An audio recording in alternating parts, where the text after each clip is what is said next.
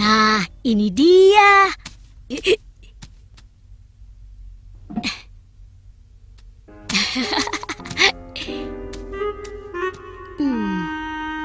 Bismillahirrohmanirrohim. Alhamdulillah. Wah, lumayan banyak juga ya. Anto, Assalamualaikum. Waalaikumsalam. Oh, kamu, Dok. Ayo, silakan masuk. Oh iya, Tok. Dodo kesini ingin mengembalikan buku yang Dodo pinjam beberapa hari yang lalu. Terima kasih ya. Oh, sama-sama, Dok. Hah?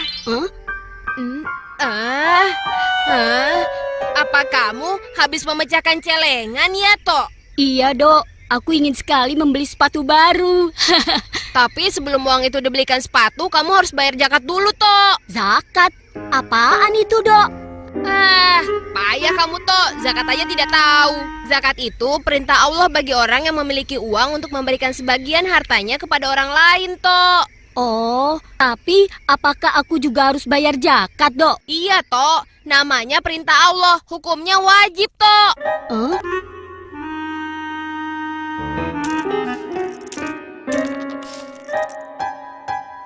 Terus aku harus bayar kemana, Dok? Ke Dodo juga boleh. Ayo, Dodo tunjukkan caranya.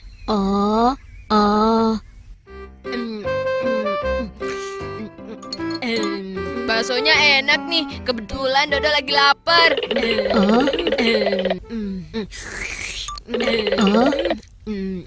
Ya habis. Pak, nambah satu, Pak. Dok, kamu makannya banyak sekali. Zakat yang harus aku bayar kan banyak, Dok. Orang membayar zakat itu harus sabar dan ikhlas, Tok. Tidak boleh menggerutu. Nanti amalnya tidak diterima loh. Makan lagi ah.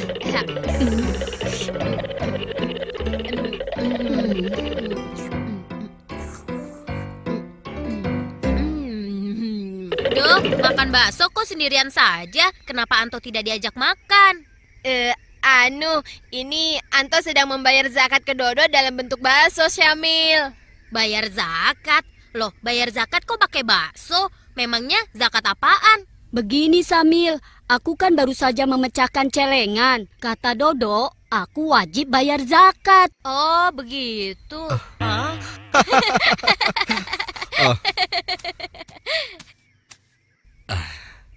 Dodo, Anto, kalian dengarkan baik-baik ya.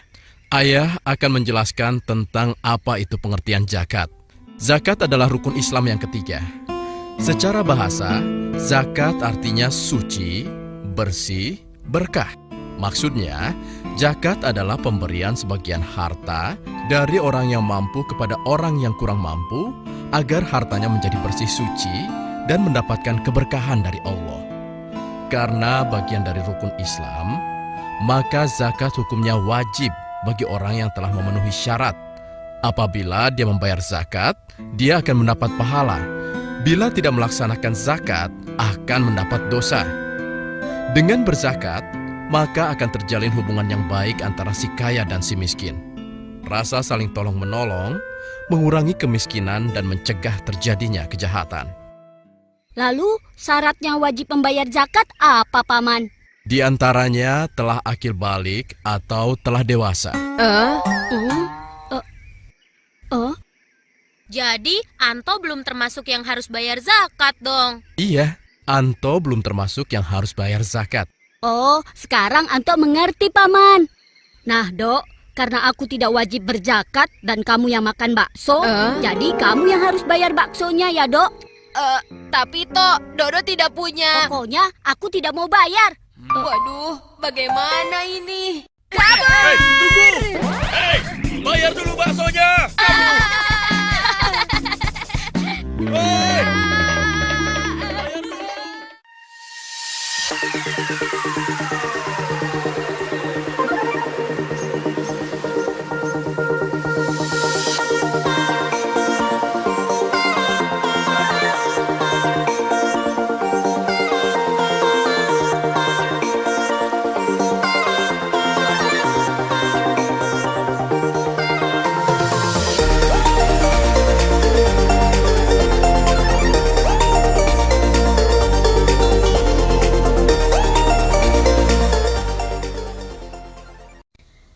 Assalamualaikum warahmatullahi wabarakatuh. Selamat pagi anak-anak. Apa kabarnya hari ini? Alhamdulillah, semoga tetap dalam lindungan Allah dan selalu bahagia. Anak-anak, kita berjumpa lagi di pembelajaran pendidikan agama Islam bersama Bu Ima. Nah, kita sekarang berjumpa di semester 2 dengan topik materi Ayo Membayar Zakat.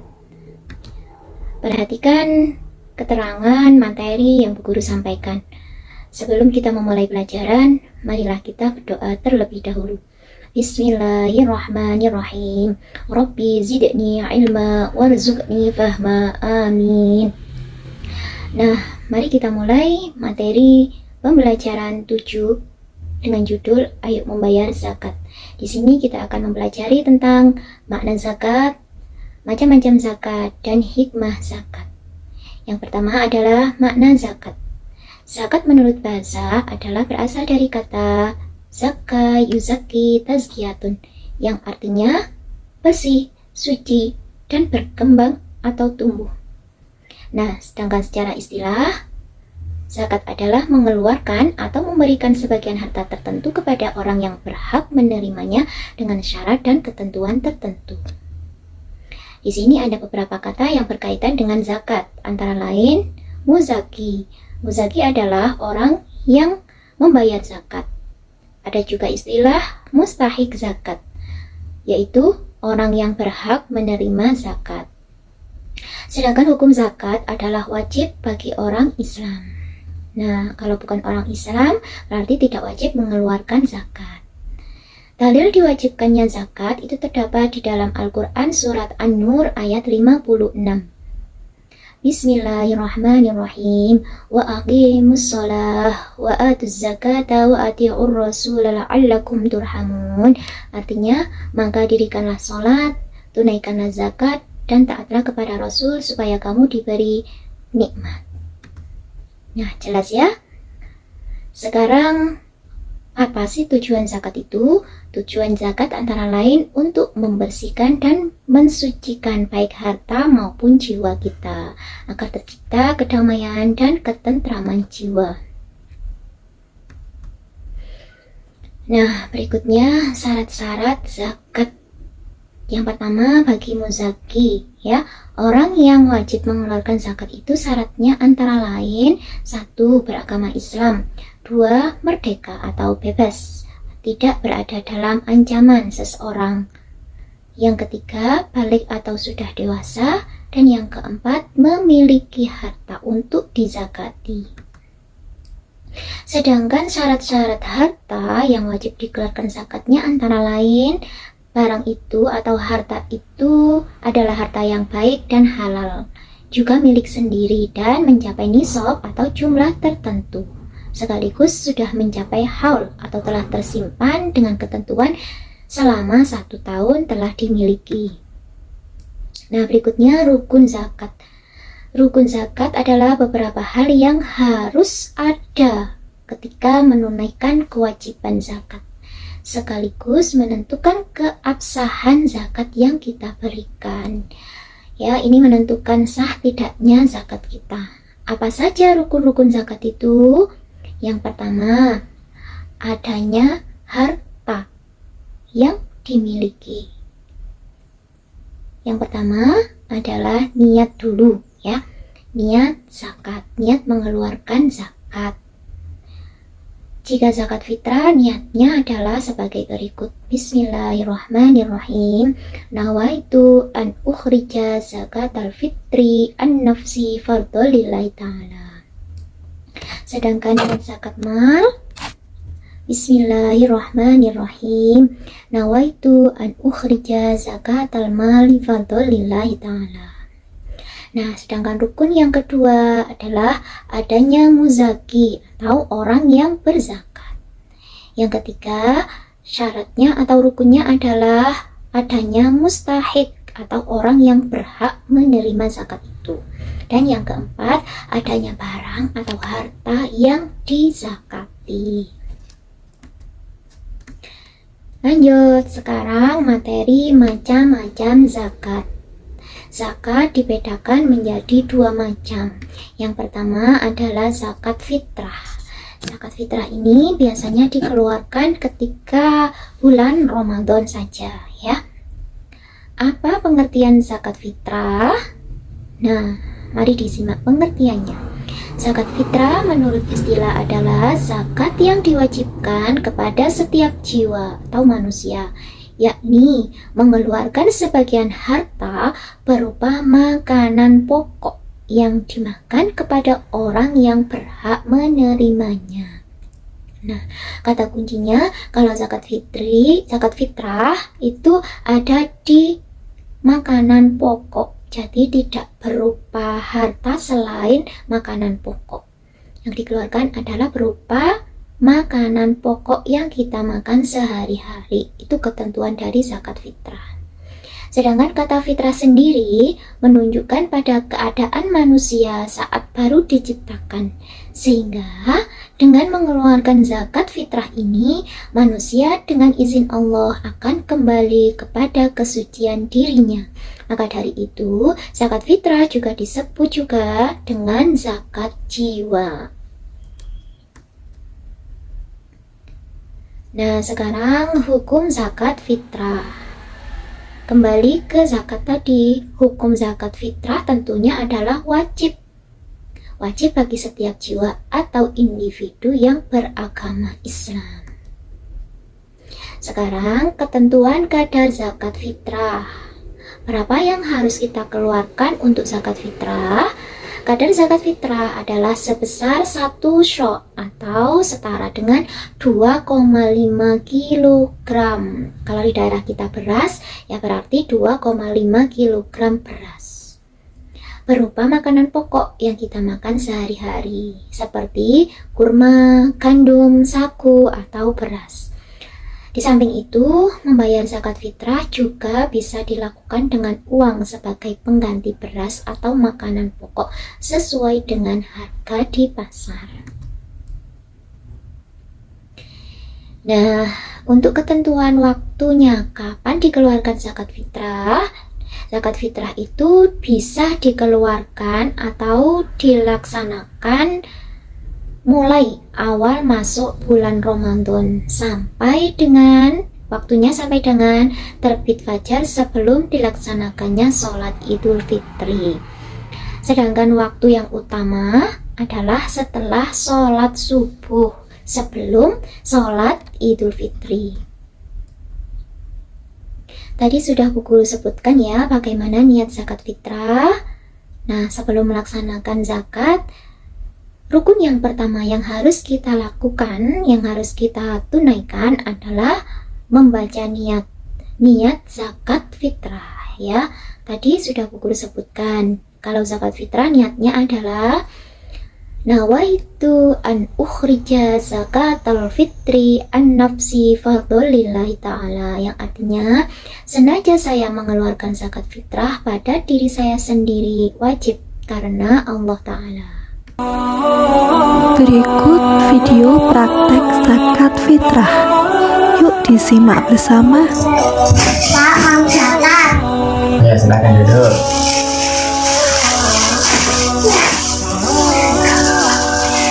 Sudah tahu niatnya, nggih? Coba niat dulu. Bismillahirrahmanirrahim. Nawaitu an ukhrija zakatal fitri an nafsi fardalillahi ta'ala. Artinya, saya niat mengeluarkan zakat fitrah untuk diri saya sendiri, fardu karena Allah Ta'ala. Nikah.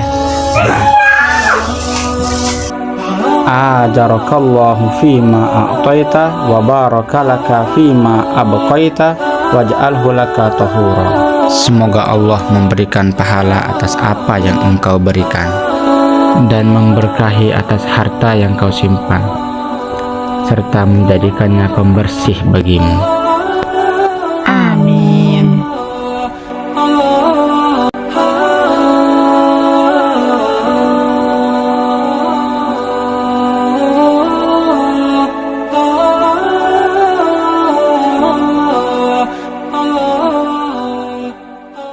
Sekarang macam zakat yang kedua, yakni zakat mal.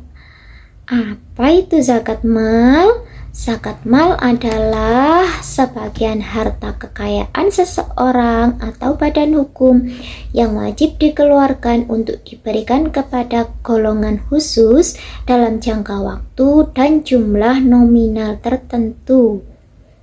Nah, kata kuncinya, jika zakat fitrah itu bahan makanan pokok, kalau zakat mal itu terletak di harta, berupa harta kekayaan. Nanti ada ketentuan harta apa saja yang wajib dikeluarkan zakatnya. Bisa ya membedakan antara zakat fitrah dan zakat mal? Ya, bagus. Zakat mal itu juga disebut dengan zakat harta. Sedangkan hukumnya, hukum zakat mal sama dengan zakat fitrah, yaitu wajib hukumnya bagi umat Islam yang mempunyai harta atau agniya. Sekarang syarat-syarat wajib zakat mal antara lain, yang pertama adalah pemilik harta itu adalah orang Islam. Sedangkan orang yang non-Islam atau orang yang bukan Islam tidak wajib mengeluarkan zakat harta yang dimilikinya. Yang kedua, pemilik harta itu sudah baligh dan berakal sehat. Yang ketiga, harta tersebut milik sendiri, bukan milik orang lain. Yang keempat, harta tersebut termasuk jenis-jenis harta yang wajib dizakati. Dan berikutnya, harta tersebut telah mencapai haul, yakni ditentukan waktunya sudah dimiliki selama 1 tahun. Dan terakhir, harta tersebut adalah milik sendiri. Sekarang berikut adalah apa saja harta yang wajib dizakati. Macam-macam harta yang wajib dizakati antara lain, yang pertama adalah binatang ternak. Nah, binatang ternak, tidak semua binatang ternak yang wajib dizakati. Ketentuannya ada 3 binatang ternak yang wajib dizakati, yakni yang pertama adalah unta, yang kedua sapi, dan yang ketiga domba atau kambing. Nanti ketentuannya ada di tabel zakat mal. Harta yang kedua adalah hasil pertanian. Hasil pertanian yang wajib dikeluarkan zakatnya adalah dari jenis makanan pokok seperti jagung, beras, kurma, dan gandum.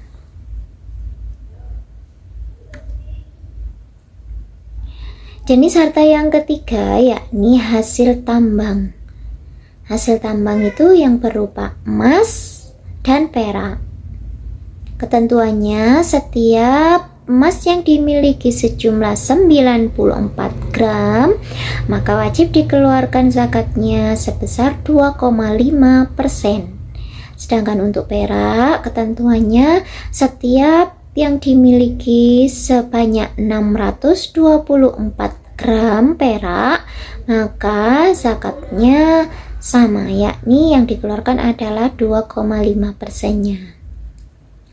Jenis harta yang keempat yakni hasil perniagaan atau perdagangan. Di sini hasil perniagaan atau perdagangan setiap 1 tahun nisabnya itu setara atau dikiaskan dengan emas dan perak.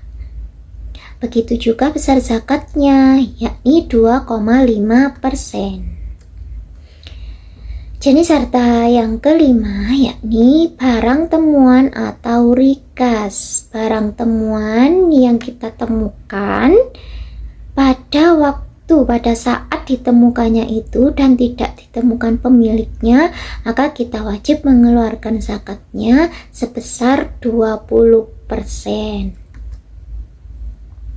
Nah, berikut adalah tabel untuk zakat mal. Ketentuan zakat mal. Untuk emas dan perak tadi sudah Bu Guru terangkan ya. Sekarang hasil Perdagangan, tadi sudah ya, setara dengan emas dan perak. Kemudian hewan ternak ya. Untuk unta itu nisabnya setiap yang memiliki unta sebanyak 5 ekor, maka wajib mengeluarkan zakatnya sesuai ketentuan, yakni 1 ekor kambing. Sedangkan sapi setiap 30 ekor yang dimiliki selama 1 tahun wajib dikeluarkan zakatnya berupa 1 anak sapi. Sedangkan kambing yang dimiliki sejumlah 40 ekor dalam 1 tahun maka wajib dikeluarkan zakatnya tabelnya tadi, yakni sejumlah 1 ekor kambing. Berikut niat zakat mal. Bismillahirrahmanirrahim. Nawaitu an ukhrija zakatal mali fardhan lillahi ta'ala. Artinya, aku niat mengeluarkan zakat mal, zakat hartaku fardu karena Allah Ta'ala. Nah tadi zakat itu dikeluarkan untuk orang-orang tertentu. Siapakah orang-orang tertentu itu?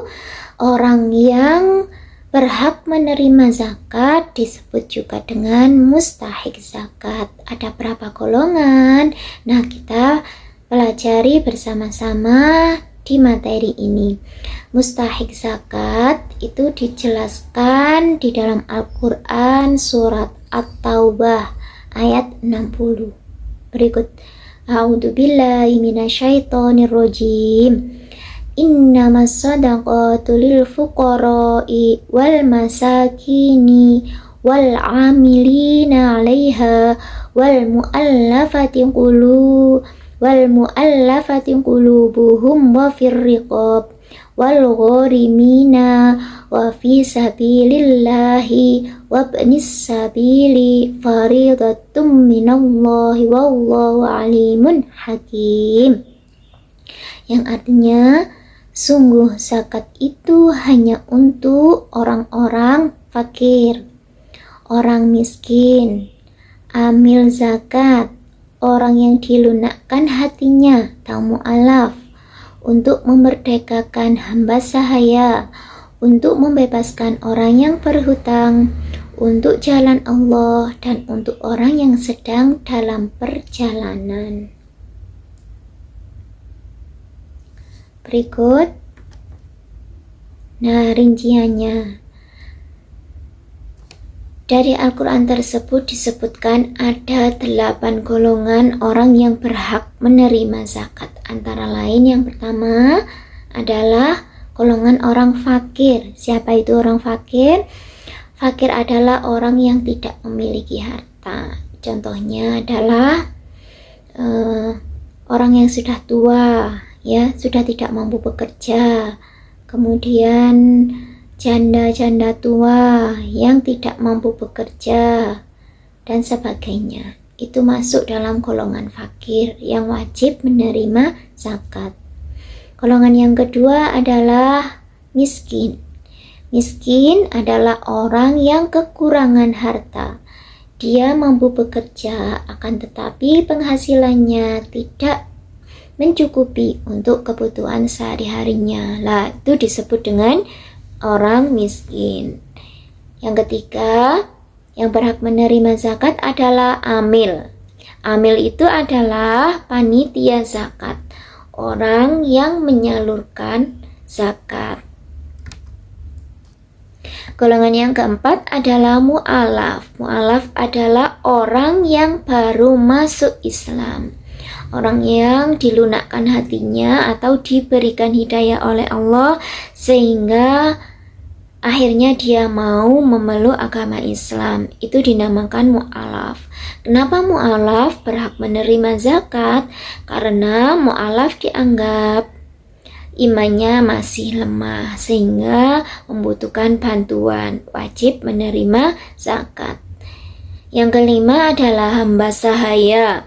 Hamba saya adalah budak belian yang ingin merdeka. Yang keenam, ghorim. Ghorim itu adalah orang yang terlilit hutang yang sangat banyak, sehingga dia berhak menerima zakat atau menerima bantuan. Yang ketujuh, sabilillah. Sabilillah adalah orang yang berjuang di jalan Allah Subhanahu wa taala. Contohnya guru ngaji, pendakwah, ulama dan sebagainya. Itu termasuk kategori sabilillah. Yang kedelapan, ibnu sabil, orang yang dalam perjalanan. Artinya dalam perjalanan itu dengan tujuan yang baik atau mensyiarkan agama Islam.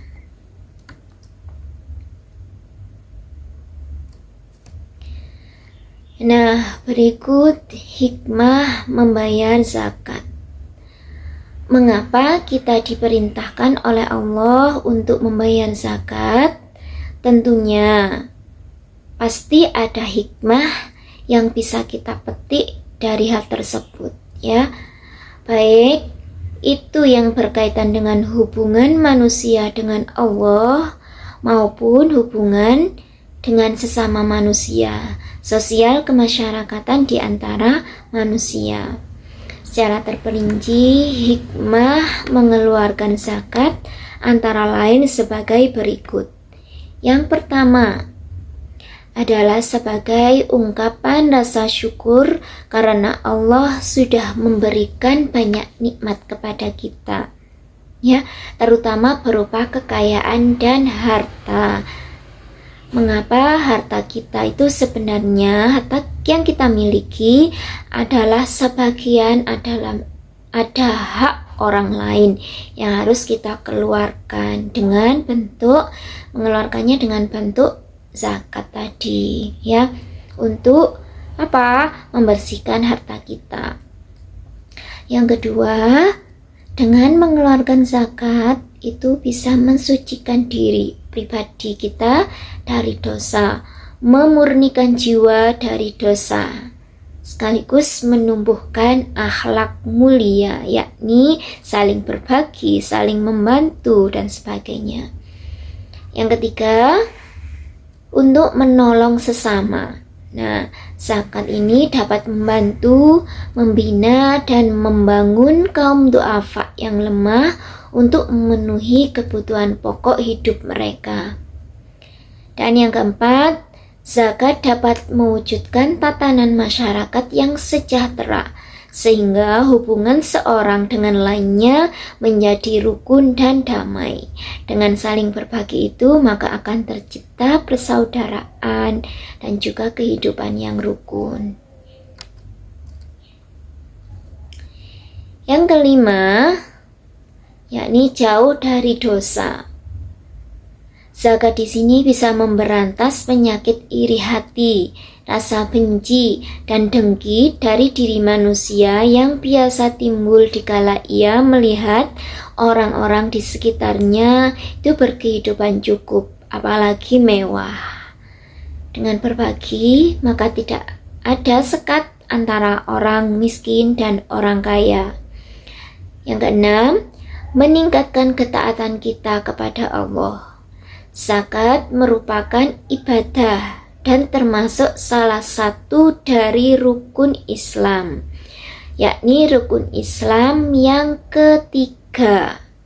Sehingga orang yang menunaikan zakat telah menunjukkan ketaatannya terhadap perintah Allah Subhanahu wa taala.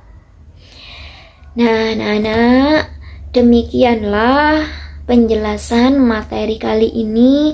Semoga bermanfaat dan dapat dipahami oleh anak-anak. Mohon maaf apabila ada kata salah.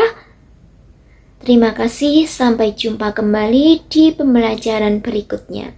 Tetap semangat, jangan lupa bahagia. Wassalamualaikum warahmatullahi wabarakatuh.